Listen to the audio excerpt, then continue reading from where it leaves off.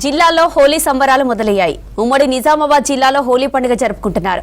గ్రామ దేవతలో ఒకరైన సార్గమ్మ దేవత కొలువున్న గ్రామాల్లో హోలీకి ఒక్కరోజు ముందుగానే కామదహనం చేసి పౌర్ణమి రోజు హోలీ ఆడడం ఆనవాయితీ. ఈ గ్రామాల్లో 2 రోజుల పాటు ఈ పండుగ నిర్వహిస్తారు. సార్గమ్మకు పూజలు చేసి సంబరాలు చేసుకుంటున్నారు నిజామాబాద్ జిల్లా వాసులు.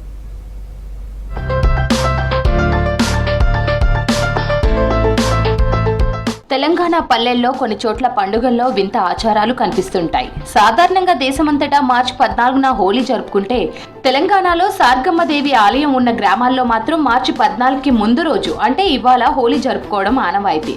నిజామాబాద్ జిల్లాలోని పలు గ్రామాల్లో ఇవాళ హోలీ పండుగ ఘనంగా జరుపుకున్నారు.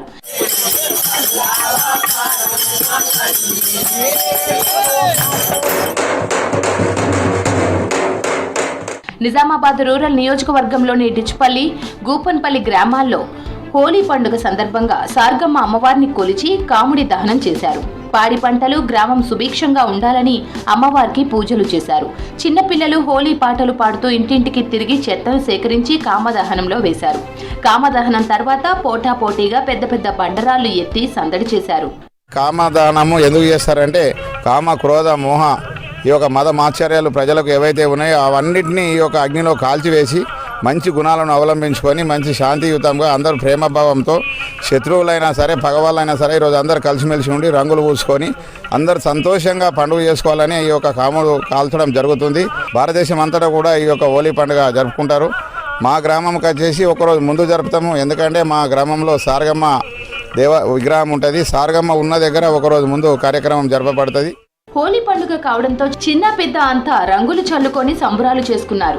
మోదుగు పూల రంగులతో సంప్రదాయబద్ధంగా పండుగ నిర్వహిస్తున్నారు. 2 రోజుల పాటు ఈ పండుగ జరుపుకుంటారు. గ్రామాభివృద్ధి కమిటీల ఆధ్వర్యంలో సంబరాలు చేసుకుంటున్నారు. పూర్వకాలం నుంచి ఈ గుడాలు ఉంటున్నాయి. ఈ కాముట్ట తీసి మంచికిని పెడతాము.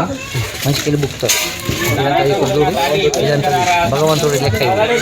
అయితే గుడాలు పోసి పవిత్రంగా దక్కుని ఎదురుకొచ్చి ఈ కాముట్ట ఉడకబెడతాం.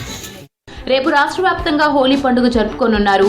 వయసుతో సంబంధం లేకుండా రంగులు చల్లి సంబరాలు చేసుకునేందుకు సిద్ధమవుతున్నారు పబ్లిక్.